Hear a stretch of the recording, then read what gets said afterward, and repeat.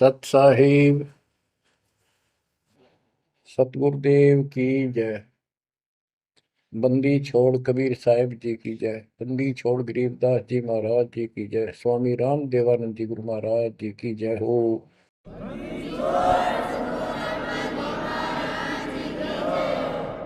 सर्व संतों की जय, सर्व भक्तों की जय, धर्मी पुरुषों की जय।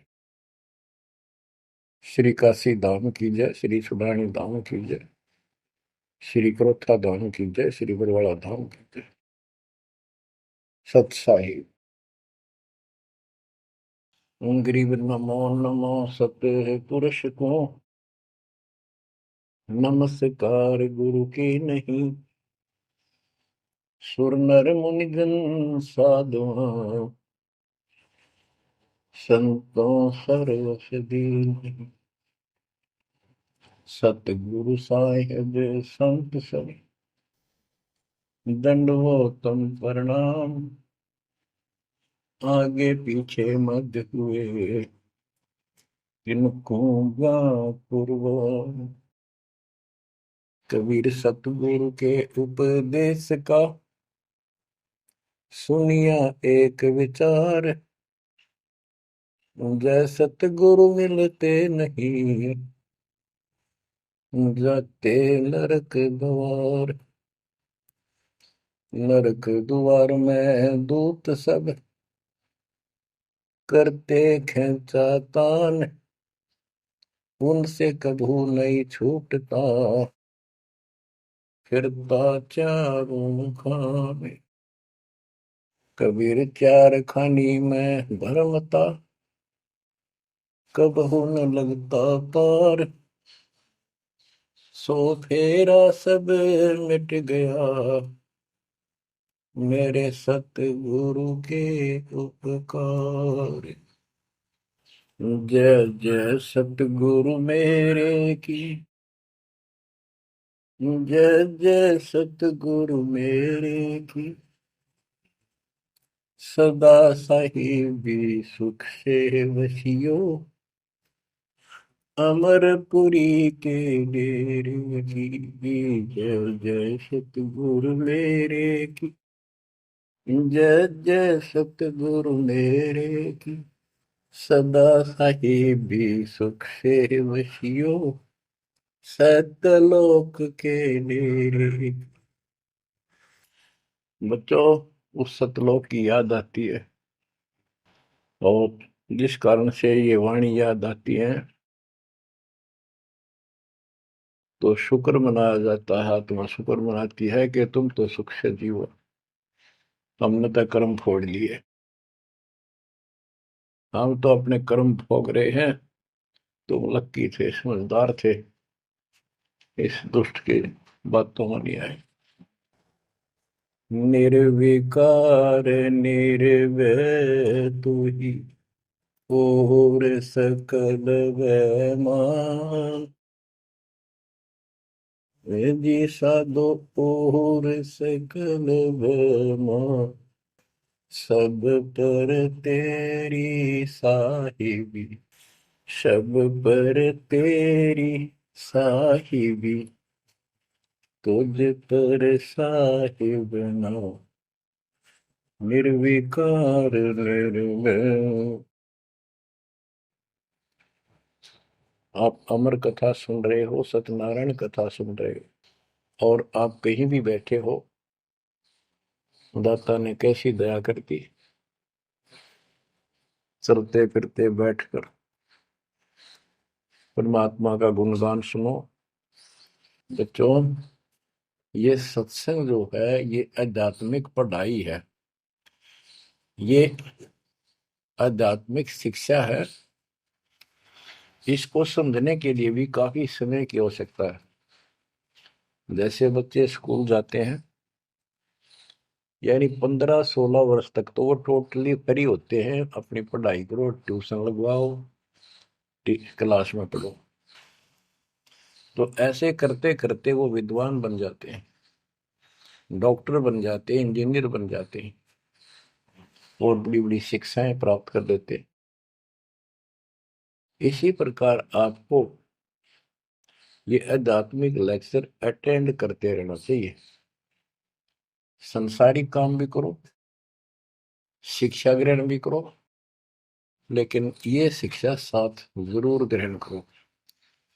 इसके बिना सब व्यर्थ है। वो तो सिर्फ पेट के लिए, रोजी रोटी के लिए जो भी कर्म हम करते हैं सब रोजी रोजगार के लिए होता है, और वो रोजगार हम करते करते नुकसान हो जाता है। सब कुछ करते करते हानि हो जाती है, कोई लाभ नहीं मिलता। इधर कमाते हैं, उधर रोग हो जाता है, यहाँ से कमाया उधर खत्म हो गया। तो परमात्मा के चरणों में आने के बाद, इसकी शरण में आ जाने के बाद, तो ये इस तरह के कष्टों को कम कर देगा। परमात्मा की महिमा भी ना सुने, भक्ति ना करें, और काम में ज्यादा ध्यान दें, कभी नुकसान ना हो जाए। और वो करते करते हो जाता है, फिर घर के रहते ना गांठ के। इसलिए काम अवश्य करो, पर इसमें नागा ना करो।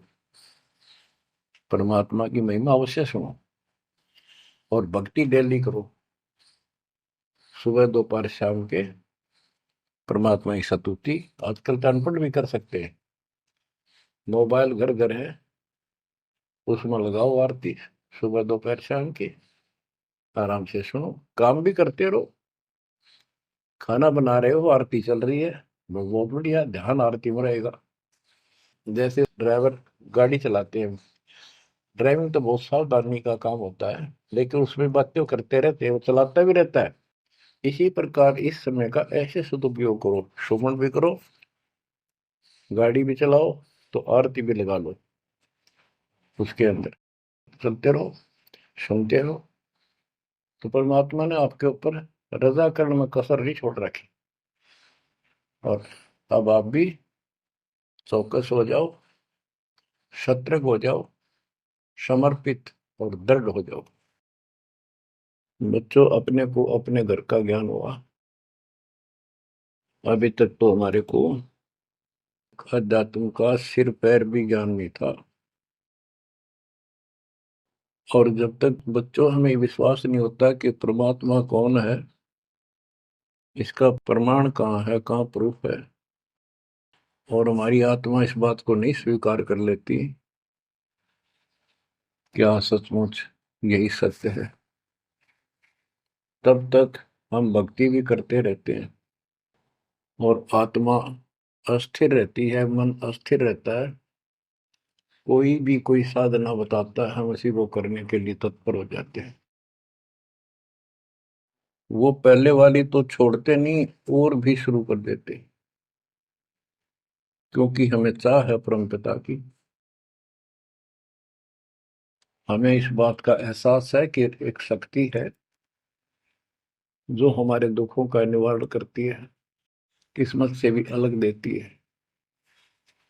किस्मत में दुख आया, प्रारब्ध में कष्ट हुआ,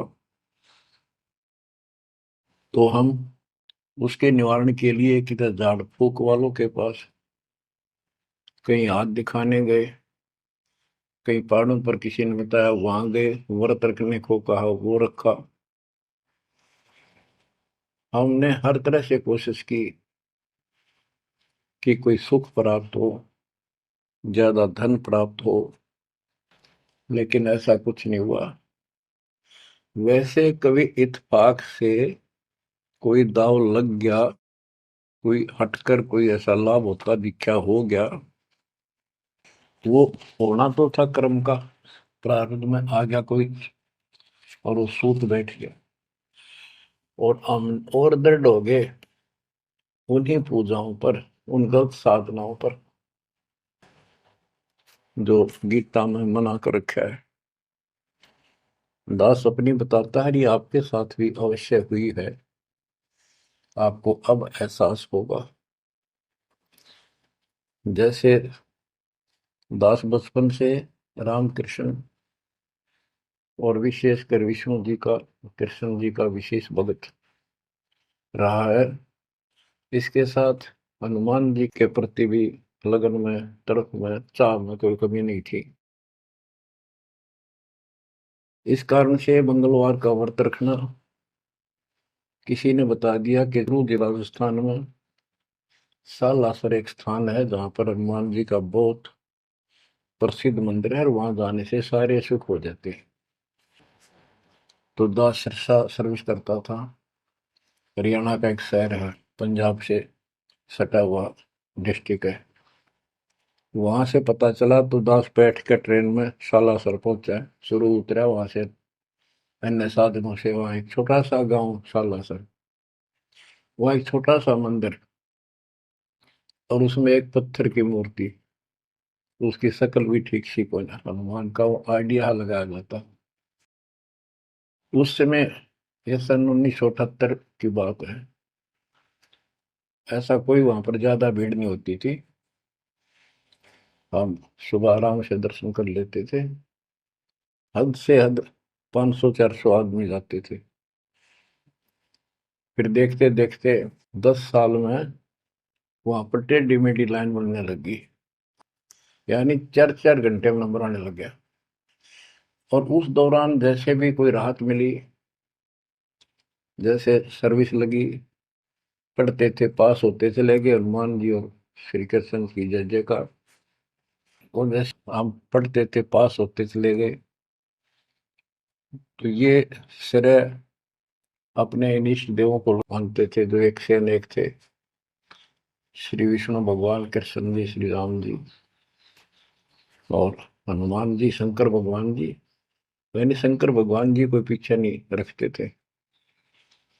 और ये बता रखा था अगर माँ की भक्ति नहीं करनी, इसको विशेष ध्यान नहीं देते थे इसके ऊपर। फिर भी पास हुए, सर्विस लगी, पुत्र प्राप्त हुआ। फिर पुत्री संतान होती चली गई। और इतनी खुशी हुई कि सारा कुछ हनुमान जी ने, श्री कृष्ण जी ने, विष्णु जी ने कर दिया। और ये देख रहा है दास के जो कबीर नास्तिक है उनके भी ये सुख हो रहे थे। तो बात ये है, अब पता चला कि ये साधना वो सुख देने की थी नहीं जो हम इनके सिर कर रहे थे। यकीन से होगा इनको श्रेय दे रहे थे। तो बच्चों, कबीर पीछे लग गया जाऊं था मैं लोक वेद के साथ, मार्ग में सतगुरु मिले, दीपक ले दिया हाथ। इस भक्ति के सफर में हम लोक वेद के आधार से इधर उधर भटक रहे थे, सही मार्ग मिला नहीं था और कभी भी मंजिल प्राप्त नहीं कर सकते थे। ठीक है, हमारी तड़प थी तो भगवान भी मिले। जैसे वेदों में प्रमाण है, ऋग्वेद मंडल नंबर 9, सूक्त चमन, मंत्र 3 में, कि परमात्मा सबसे ऊपर के लोक में बैठा है। फिर ऋग्वेद मंडल नंबर 9, सूक्त 82, 1, 2, 3 में, ऋग्वेद मंडल नंबर 9, सूक्त 86 के 26-27 में। तो ये बताते हैं कि परमात्मा अच्छी आत्माओं को मिलता है, वहां से गति करके नीचे आता है, उनके संकट दूर करता है, उनको सच्ची राह दिखाता है अपने मुख कमल से। ऋग्वेद मंडल नंबर 9, सूक्त 96 के 16 से 20 तक, ऋग्वेद मंडल नंबर 9, सूक्त 94 का मंत्र 2, 95 का मंत्र नंबर 1। इन सब में मिलाकर एक निष्कर्ष निकलता है कि परमात्मा ऊपर से गति करके आते हैं और यहाँ अच्छी आत्माओं को मिलते हैं। एक कविता, काव्यों यानी लोकोक्तियों, शब्दों, वाणियों, साखियों के माध्यम से अध्यात्म ज्ञान अपने मुख कमल से बोलकर सुनाते हैं। और वो एक कवि की तरह आचरण करते हुए वर्जम घूमते फिरते और अपने मुख कमल से वाणी बोल करके भक्ति की प्रेरणा करते हैं और गुप्त भक्ति के, परमात्मा की साधना के गुप्त मंत्रों को आविष्कार करते हैं, मंत्रों का आविष्कार करते हैं। जैसे गरीबदास जी ने बताया है, कबीर साहब बताते हैं, गरीब सोहम शब्द हम जग में लाए, सार शब्द हमने गुप्त छिपाए। यानी सोहम शब्द किसी भी ग्रंथ शास्त्र में, जिनको हम शास्त्र मानते रहे हैं 600 साल पहले पहले, उनमें नहीं है। और सोहम नाम का प्रचलन बहुत पहले से चल रहा है, पर इन किताबों में नहीं था। क्योंकि कबीर साहब कहते हैं, हम बैरागी ब्रह्म पद सन्यासी महादेव, सो हम मंत्र जय शिव जी को करे हमारी से। उनको ज्ञान समझा सबको। ज्ञान इतना गजब का है, एक बार आत्मा जरूर पकड़ लेती है और नाम की भी इच्छा करती है, तो उस समय जब परमात्मा अपने ज्ञान सुना रहे होते हैं, काल निकल जाता है उस आत्मा से, और आत्मा ध्यान से सुनती है, सत्य मान लेती है। तो इन्होंने ब्रह्मा जी ने, विष्णु जी ने, शिव जी ने सबने नाम दे दिए। इनमें सॉफ्टवेयर लगा दिया परमात्मा ने। विष्णु जी में हरियम का, शिव जी में सोम का, ब्रह्मा में ओम का, और वही आज हमारे को लगा दिया। अब हम अपना काम इनसे डायरेक्ट ले रहे हैं। तो कहने का भाव ये है कि जिस समय परमात्मा अपना ज्ञान सुनाते हैं, काल भाग जाता है।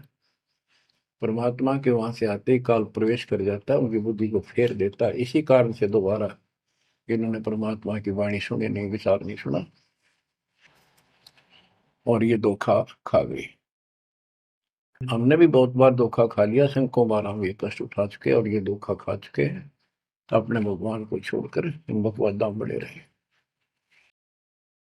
मानुष जन्म पाएकर खोवे, सतगुरु विमुखा युग युग रोए। बच्चों, गिरीश सतगुर संगत छोड़कर लाख वर्ष जप कीन, इंद्रिय क्रम ना मोक्ष होए, अरे काल के आदि। जैसे आपको बार बार समझाया जाता है कि सतगुरु से विमुख होने के बाद हम आज से 600 वर्ष पहले परमात्मा से विमुख हुए थे। उसके बाद हम पता नहीं किन किन धर्मों में जन्मे, कभी भक्ति की कभी ना की। भक्ति करते थे और भक्ति ही नहीं थी, लेकिन मालिक फिर भी हमें उन प्रत्येक मानव शरीर में मिले हैं और सच्ची राह दिखाई है। हमने कुछ दिन की साधना अवश्य की है, फिर छोड़ दी, और जिसके कारण परमात्मा हमें चार्ज कर गए।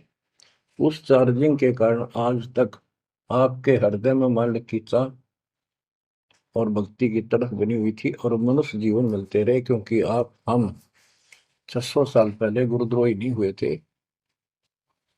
सतगुरु विमुख हो गए थे। सतगुरु विमुखा युग युग रोआ, मानुष जन्म पाकर खोए। एक उदाहरण देता हूं। एक राबी नाम की लड़की, जिसको राबिया भी कहा, मुसलमान धर्म में जन्मी।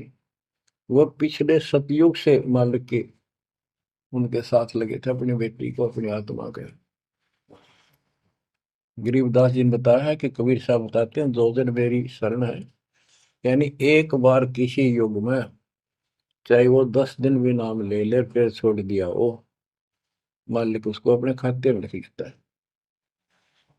और फिर उसको धीरे धीरे धीरे धीरे, देखो अपने पिता को, देखो हमारे लिए कितना कष्ट उठा रहे हैं। उसको धीरे धीरे चार्ज करते रहते हैं, चार्ज करते रहते हैं, भक्ति की तरफ जन्म जन्मांतर बढ़ाते रहते हैं।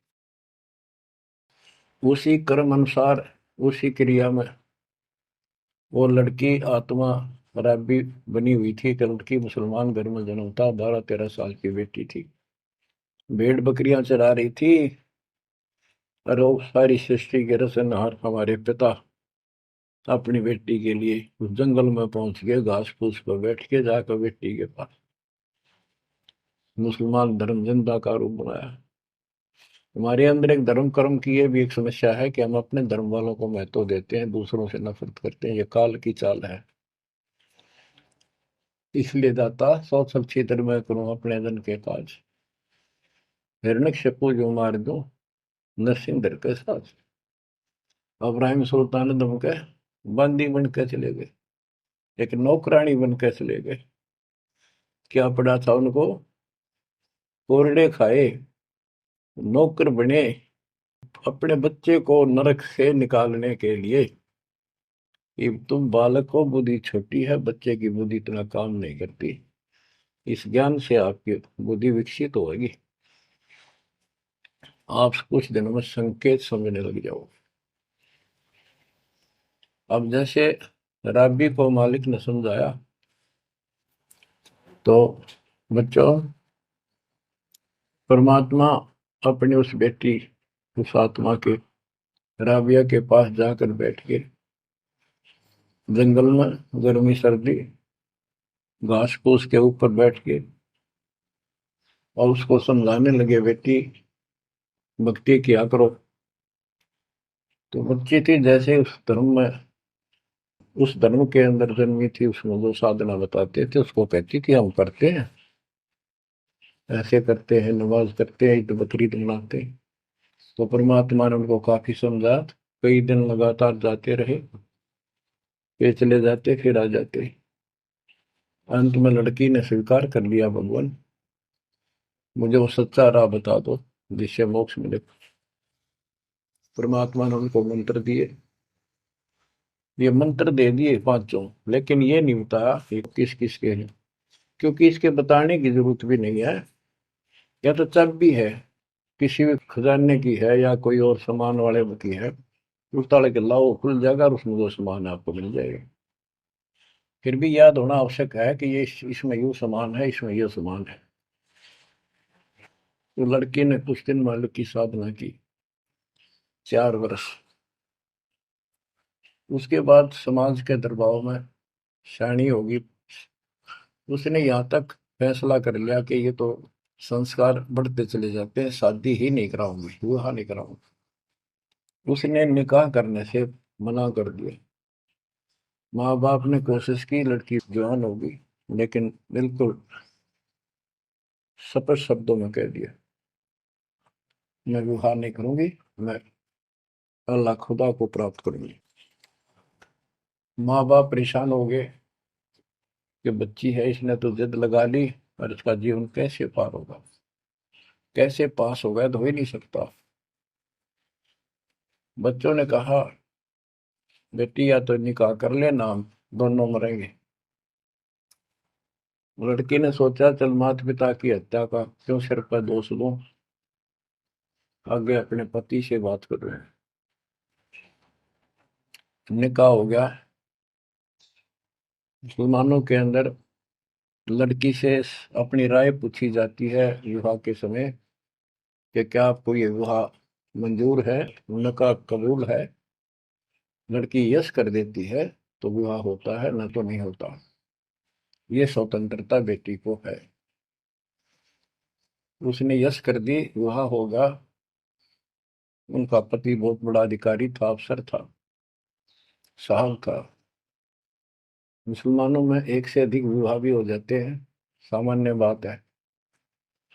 तो उसने यही विचार किया था कि तो शादी और कर लेगा, वहां दबाव बनाऊंगी ना तो मर जाऊंगी, और क्या इलाज है।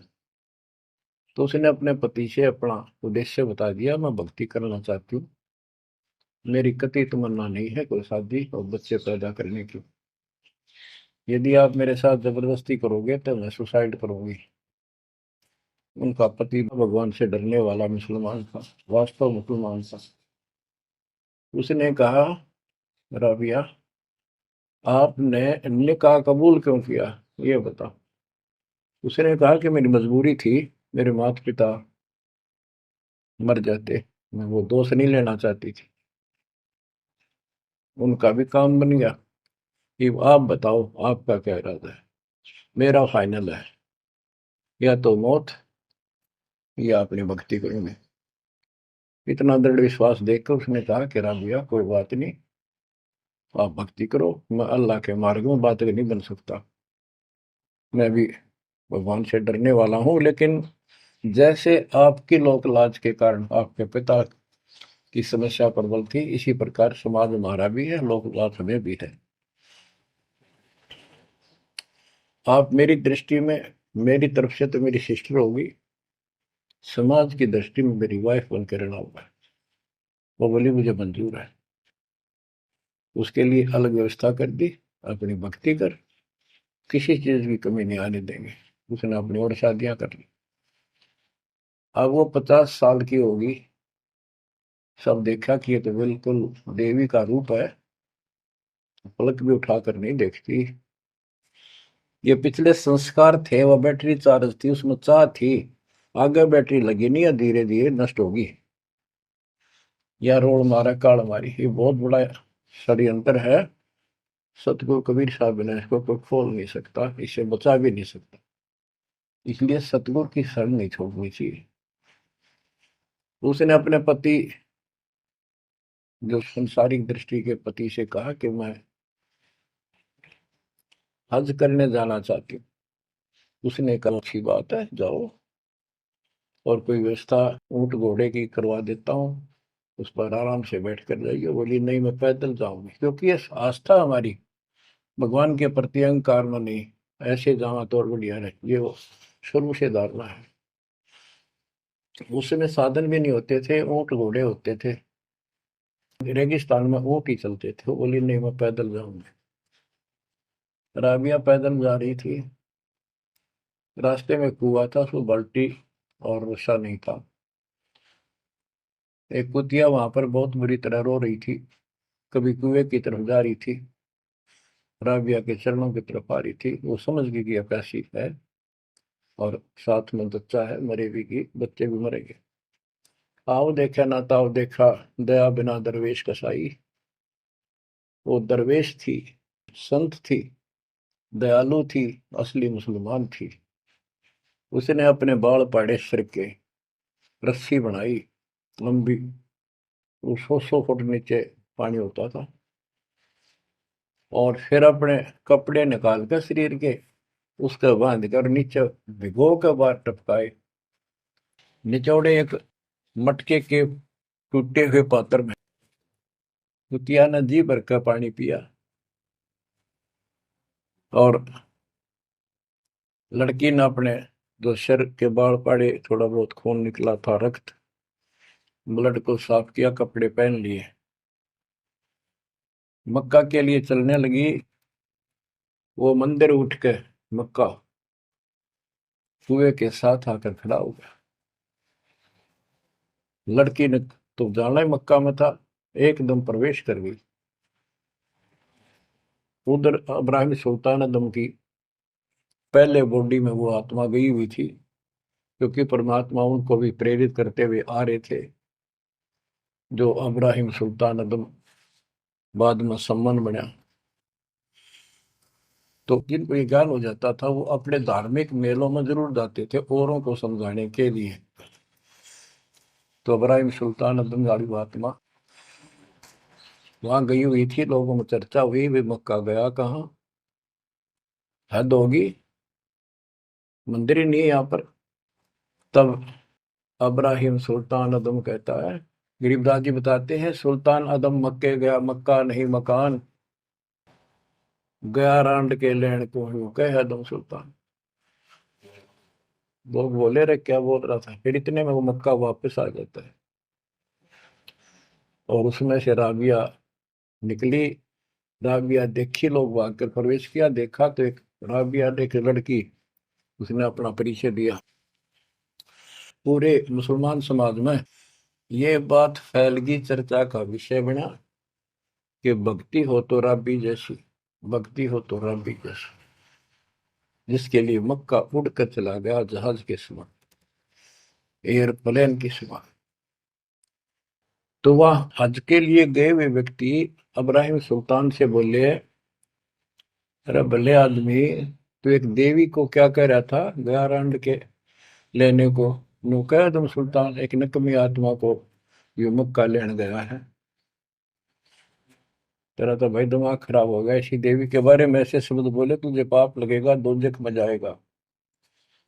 तब उसने उनको बताया, ये कभी आत्मा इसके लिए आए थे, इसको वहां मिले थे ऐसे ऐसे, और इसने वो सत भक्ति छोड़ दी। क्योंकि परमात्मा साधु रूप में कहीं प्रकट हो जाते हैं, ये उनका एक नियम है, अच्छी आत्माओं को मिलते रहते हैं। तो उस इब्राहिम सुल्तान वाली आत्मा को बताया था कि ऐसे एक राबी नाम की बेटी है, उसको भी मैंने ज्ञान दिया, पर नालायक ने वह भक्ति छोड़ दी दुख पाव में। तो उसने बताया कि इसको सत भक्ति मिली थी, डरे डोना ही है यहाँ, उस पिछली साधना के कारण ये सब कुछ हो रहा है। परंतु उन लोगों के अबन में कहाँ समाने वाली थी यह बात, दो अक्षरों में। उस जीवन को पूरा करके वो लड़की, वो आत्मा अगले जन्म में एक बांसुरी नाम की लड़की बनी, जन्म हुआ। धार्मिक शब्द सुनाया करती थी, बड़ी प्रबल, क्योंकि प्रेरणा थी, उसमें भी अनमैरिड रही वो। और यहाँ तक विचार कर लिया कि ये सुना है मक्के में जो मरता है वो सीधा जन्नत में जाता है, स्वर्ग में। तो इससे बड़ी अवसर कहाँ मिलेगा, अगर दोस्ता होगी। मक्के में अपनी गर्दन काट दी और चढ़ा दी, सब जगह ये चर्चा होगी, भाई बांसुरी तो जन्नत में जाएगी, सीधे दरवाजे खुले हैं। अब बताओ, वो तो लोकवेद था, तत्व ज्ञान क्या कहते। उसके बाद वो लड़की अगले जन्म में फिर लड़की रूप में जन्मी, युवा होकर वैश्या का जीवन दिया, सारा जीवन गंदे कर्म करो, एक भी अच्छी सोच नहीं थी। छोड़ दिए कर्म काल में, मानुष जन्म पाकर खोए, सतगुर विमुखा युग युग रो। वो फिर मर गई उस गंदे जीवन को भोग कर, पाप इकट्ठे करके ढेर ला गए। उस 3-4 साल की साधना से उसको मनुष्य शरीर मिलते रहे। उस दौरान परमात्मा ने कोशिश की, लेकिन वो रंग में रंग चुकी थी। बांसुरी वाले में खुद गायक बन गई, लोग प्रशंसक हो गए, बड़े बड़ी अल्लाह का ज्ञान सुनाती है। और वैसा बनने के बाद उसी कर्म वैसे फूट लिए, अच्छे बात समझ में नहीं आई। वो फिर मृत्यु को प्राप्त हुई, वैसा का जीवन, गणका का जीवन वो कर, फिर वो शेख तकी नाम के एक धार्मिक मुसलमान पीर के घर जन्म लिया बेटी के रूप। 11 वर्ष की, 12 वर्ष की आयु पूरी करके वो मर गई, समय संस्कार पूरा हुआ। परमात्मा कहते हैं, सो चल छिदर मैं करूं अपने जन पे काज, उस आत्मा को फिर अपने चरणों में लेना था, अपनी प्यारी आत्मा। जो जन मेरी शरण है ताका हूं मैं दास, केल के लाग्या करूं जब तक धरती आकाश।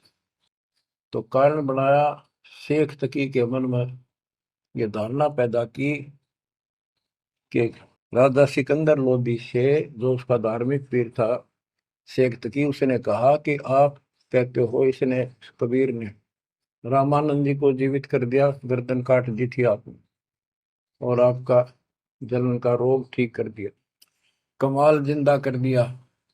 वो तो वैसे उसमें सदमे में था, वो ऐसे वैसे हो जाता, इत्तेफाक उसको जीवित होना था, इसका कबीर का नाम बन गया। जब जानू मैं इसको, मेरी बेटी को जिंदा कर दे जो कब्र में दबी हुई है, 15-20 दिन हो गए।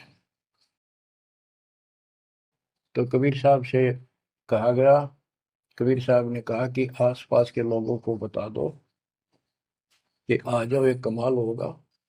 उस शेख तकीर ने ढिंढोरा पिटवा दिया कि इसकी बेइज्जती हो तो छक्का हुआ है, मूर्ख बना रहा। उधर कबीर साहब ने कह दिया कि भाई खूब बुला लो, आसपास जितने बुला सकते हो, सबके सामने देखते हैं परमात्मा की क्या रजा होती है। हजारों व्यक्तियों के सामने कबीर साहब ने कहा, एक शेख तकी की बेटी जीवित हो जा। कब्र फुलवा दी, उसमें 100 पड़ा था। कहा एक शेख तकी की बेटी जीवित हो जा, लड़की नहीं जीवित हुई। फिर दोबारा कहा, फिर भी जीवित नहीं हुई। शेख तकी नाचन लग गया, खुल गई पोल डोंगी की। देखो ये बकवास करता था, सुन लो भाई, है डोंगी पाखंडी झूठा। तो परमात्मा ने कहा कि शेख तकी तू कोशिश कर ले। तो और दूसरे बोले, जी ये कुछ करने जोगा होता था, अपनी बेटी ने कौन मिट्टी में दाबा है, आपका दया करो। तब कहा है कबीर की बेटी, जीवित हो और बाहर आ बेटा। इतना ही कहना था। सारा शरीर में कंपन हुई, डेड बॉडी जीवित होगी और उठ के बेटी बाहर आ गई। मालिक के चरणों में मस्तक टेका। 1.5 घंटा तक अपनी पिछली गलतियां और कबीर भगवान की समर्थता सबके सामने बताई और कहा कि ऐसे ऐसे मुझे भगवान मिले थे अल्लाह। ये खुद अल्लाह अकबर हैं, पूरी सृष्टि के रचने वाले, सबके दुख दूर करने वाले। मेरे कर्म फूट गए, मैं इनको छोड़कर ऐसे ऐसे गंदे जीवन जी के मैं आज फिर इनकी कृपा हुई, मैं कोई मनुष्य जीवन शेष नहीं था। पशु पक्षी बनने वाली लाइन में खड़ी थी। ये परमात्मा वहां पहुंचे और धर्मराज के दरबार से मैं मुझे पेश किया, वहां से मेरे कागज निकाल दिए और मुझे साथ लेकर यहाँ के छोड़ा है। बोलो सतगुरु देव की जय हो, बंदी छोड़ कबीर साहिब की जय हो।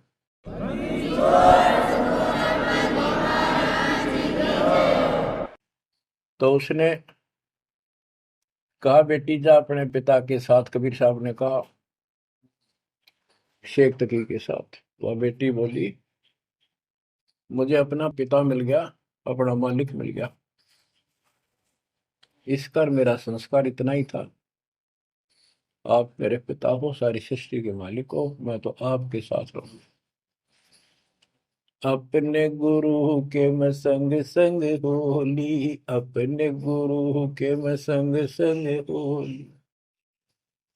सखेरे मोहे नेकन आई लाज, आज मोहे गुरु दर से दिखाए। बच्चों, यह बात तो बनेगी ऐसे ही। पानी कहते, देसी कहावत है, पानी तो झील में नीचे के स्थान पर आके ही टिकेगा। वैसे पलट में कितना ऊंचा चढ़ जाए लेकिन टिकेगा वहीं आके। मन का तूफान बकवादों का, कहीं धक्के खा लो, आके बात बनेगी सतगुरु शरण। तो कहते हैं गरीबदास जी का है, गिरिव सतगुरु संगत छोड़कर लाख वर्ष जब की, इंद्रिय कर्म ना मोक्ष हो, रहे काल के आखी। सतगुरु पूर्ण संत की संगत छोड़कर चाहे लाख वर्ष तक ये जप करते रहियो, चाहे ये जाप करते रहना, इसका कोई यूज नहीं होगा, क्योंकि कनेक्शन कट चुका होगा, मर्यादा भंग होगी। गुरु बिन माला फेरते, गुरु बिन देते दान, गुरु बिन दोनों निष्फल है, वो व्यर्थ जाएंगे। बच्चों, परमात्मा हमारे लिए भटक रहे हैं। इन पिछली गलतियों से सबक लो, इनको फिर से ना दोहराना। जैसे आपको बताया है कि कबीर भगवान है, ये सारी सृष्टि के रचने वाले हैं, ये हमारे पिता, हमारे जनक है, हमारे कष्टों को दूर करने वाले संकट मोचन यही है। लेकिन हम इनको छोड़कर अन्य उपासना करते रहे हैं। जैसे गीता अध्याय 16 श्लोक 23 और 24 में स्पष्ट कर दिया है कि शास्त्र विधि को त्याग कर जो अपनी मर्जी से, इच्छा से मनमाना आचरण करते, मनमानी साधनाएं करते हैं जो शास्त्रों में प्रमाणित नहीं है, उनको न तो कोई सुख हो, न कोई सिद्धि प्राप्त हो, कार्य सिद्ध हो जिससे, और न उनकी गति यानी मोक्ष हो। तो भक्ति करते इसी के लिए है। ये तीनों नहीं हुए तो उस भक्ति का फायदा क्या, लड़ाई ढोने वाली बात। तो बच्चों, आपको बताया सभी वेदों और ग्रंथों से सिद्ध कर दिया कि कबीर भगवान है। वेदों को तो पूरा विश्व मानता है और हिंदू समाज तो इस पे कुर्बान है। उसके बाद दूसरा नंबर गीता, वेदों से भी प्रथम आ चुकी है वर्तमान में, क्योंकि इसमें ज्ञान बिल्कुल संक्षिप्त में और बहुत तिरपाई सीरीज में। तो इसलिए इनमें सबसे आपको प्रमाणित कर दिया कि कौन सी भक्ति करनी है, कौन सी ना करनी है। गीता अध्याय श्लोक 23 में तो 16 के 23 में तो बता ही दिया कि शास्त्र विधि को त्याग कर मैं अनाचरण करते हैं, उनको कोई यूज नहीं। 24 में कहा कि इससे तेरे लिए अर्जुन शास्त्र ही प्रमाण है, कर्तव्य जो साधना करने योग्य है और अकर्तव्य जो ना करने वाली है, इन्हीं के आधार से करो। गीता अध्याय 9 श्लोक 25 में कहा कि भूत पूजने वाले भूतों को प्राप्त होंगे, पितर पूजने वाले पितरों को प्राप्त होंगे, देवताओं की भक्ति करने वाले देवताओं को प्राप्त होंगे, और मेरी भक्ति करने वाला मुझे प्राप्त होगा। अपनी साधना का पूरी गीता में 8वें अध्याय के 13वें श्लोक में एक मंत्र बताया है, ओम इति एक अक्षरम, ओम इति एक अक्षरम व्यवहारण माम मम ब्रह्म अनुसमरण। ओम इति एक अक्षरम मम मम ब्रह्म यह प्रयाति तजन देव से याति परमात्मा। मुझ ब्रह्म का केवल एक ही मंत्र है जिसका जाप करना अंतिम सांस तक जो इसकी साधना करता है वो मेरे से इस ओम से प्राप्त होने वाली गति को प्राप्त होता है। वो गति कौन सी है, इसके लिए आपको, क्योंकि ये एक लेक्चर है, पीरियड है जो दास आपको दे रहा है, और इसमें टीचर पहले दिन से लेकर 1 साल तक यह पढ़ावा है, तब जा करके बच्चों के दिल में स्वभावत है 100 बार पढ़ा ले तो भी पढ़नी पड़ती है, तभी उसके ऊपर विश्वास उतर जाता है, वो हृदय में जम जाती है। श्री देवी भागवत के 6ठे स्कंद में हिमालय राजा को वो देवी का परम भगत था, कुछ बातें नहीं हो रही थी, तो उसने कहा मुझे मोक्ष दो। धन तो बहुत दे दिया आपने, तो उसने कहा मोक्ष, ये झूठ बोले ने ज्ञान तहनी, और उस भक्ति का ज्ञान इनको, क्योंकि इन्होंने वो खत्म कर दिया जो मूल ज्ञान था, सूक्ष्म वेद का वो पार्ट हिस्सा। तो इसने कहा कि ओम का जाप कर, राजा हिमालय से श्री देवी ने कहा, दुर्गा ने, ओम का जाप कर और सब बात छोड़ दे, वो ब्रह्म दिव्य आकाश रूपी ब्रह्म लोक में रहता, उस ब्रह्म को प्राप्त हो जाओगे, तुम्हारा कल्याण हो। गीता अध्याय 8 श्लोक 16 में बताया है कि ब्रह्म लोक में गए वे भी सब पुनरावृत्ति में है। गीता चारों वेदों का सारांश है, ये वेद है, जितना इसमें वेदों वाला ज्ञान है वो सत्य है, कुछ काल ने अपना मिलावटी किया है, वो अलग दिखाई देता है, वो केवल युद्ध कराने के लिए अटकलबाजी इसने की है, और बीच में अपना तड़का भी लगाया है। वो साफ निर्णय हो गया, क्योंकि सूक्ष्म वेद सब कुछ है, उससे सभी छट गया अलग अलग से, ये गलत है ये ठीक है। तो ब्रह्म लोक में गए वे भी पुनरावृत्ति में पुनर्जन्म होता है। गीता अध्याय 4 श्लोक 5 में इसने स्पष्ट कर दिया, अर्जुन तेरे मेरे बहुत जन्म हो चुके हैं, तू नहीं जानता नहीं है। गीता अध्याय 2 श्लोक 12 में यही 10 के 2 में बताया कि मेरी उत्पत्ति तो हुई है, लेकिन ये ऋषि देवता नहीं जानते, क्योंकि ये मेरे से उत्पन्न हुए। फिर उस ज्ञान को, जैसे जहां से शुरुआत हुई थी कि परमात्मा सतलोक से सबसे ऊपर के लोक में रहता, वहां से चलकर गति करके आता है, अपना सच्चा ज्ञातम ज्ञान खुद बोलकर बताता है। गीता अध्याय 4 श्लोक 32 में, ये कोड वर्डों में है गीता ज्यादातर, उसमें बताया कि जो ज्ञान ब्रह्मणे मुखे सचिदानंद घन ब्रह्म ने अपने मुख कमल से बोली वाणी में बोला है, उस वाणी में संपूर्ण विस्तार के साथ लिखा है, उससे ये पूर्ण मोक्ष होगा, फिर कभी जन्म मरण नहीं होता। उसके बारे में चौथे अध्याय के 34वें श्लोक में कहा है कि उस ज्ञान को तत्वदर्शी संतों के पास जाकर समझ, उनको दंडवत प्रणाम करने से, कपट छोड़कर उनकी सेवा करने से वो तत्वदर्शी संत जे तत्व ज्ञान का उपदेश करेंगे। गीता अध्याय 15 श्लोक 1 में स्पष्ट कर दिया है, जो इस उल्टे लटके हुए संसार रूपी वृक्ष की के सभी विभाग का न्यारा न्यारा ज्ञान बता देता, सभी विभागों का पार्षद सवेदवित वो वेद के तात्पर्य को जानने वाला है। गीता अध्याय 15 श्लोक 4 में कहा है कि उस तत्व ज्ञान के प्राप्त होने के पश्चात उस तत्व ज्ञान रूपी शस्त्र से इस अज्ञान को काट कर, यानी तत्व ज्ञान को ठीक से समझकर उसके पश्चात परमेश्वर के उस परम पद की खोज करनी चाहिए, जहां जाने के बाद साधक फिर लौटकर संसार में कभी नहीं आते, और उसी की भक्ति करो जिसने सारे संसार रूपी वृक्ष को बनाया है, सृष्टि रची है। बच्चों, ये है वो तत्व ज्ञान, ये है वो मूल ज्ञान, सार ज्ञान निष्कर्ष निकाल के रख दिया गया है। अब गीता बोलने वाले ने कहा है कि उस तत्व ज्ञान के अंदर सब कुछ निष्कर्ष है, उसको समझो।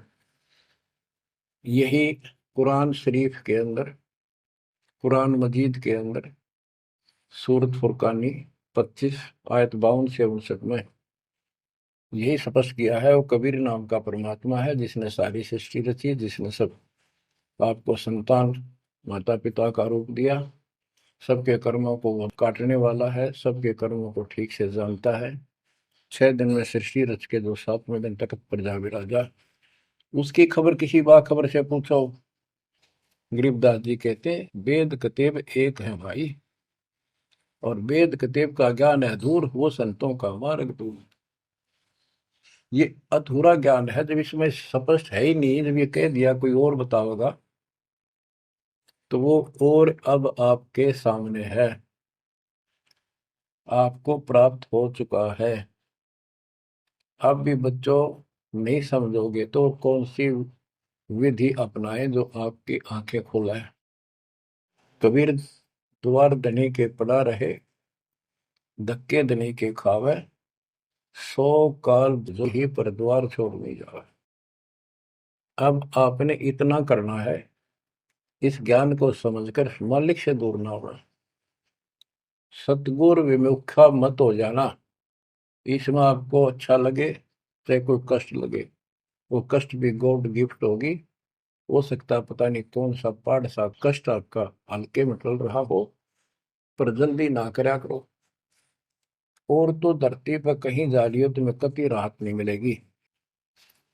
तो बच्चों, मानत ना मन मोरा साधो, मानत ना मन मोरा रे, बार बार मैं ये समझाऊं जग में जीवन थोड़ा रे, बार बार मैं ये समझाऊं जग में जीवन थोड़ा है।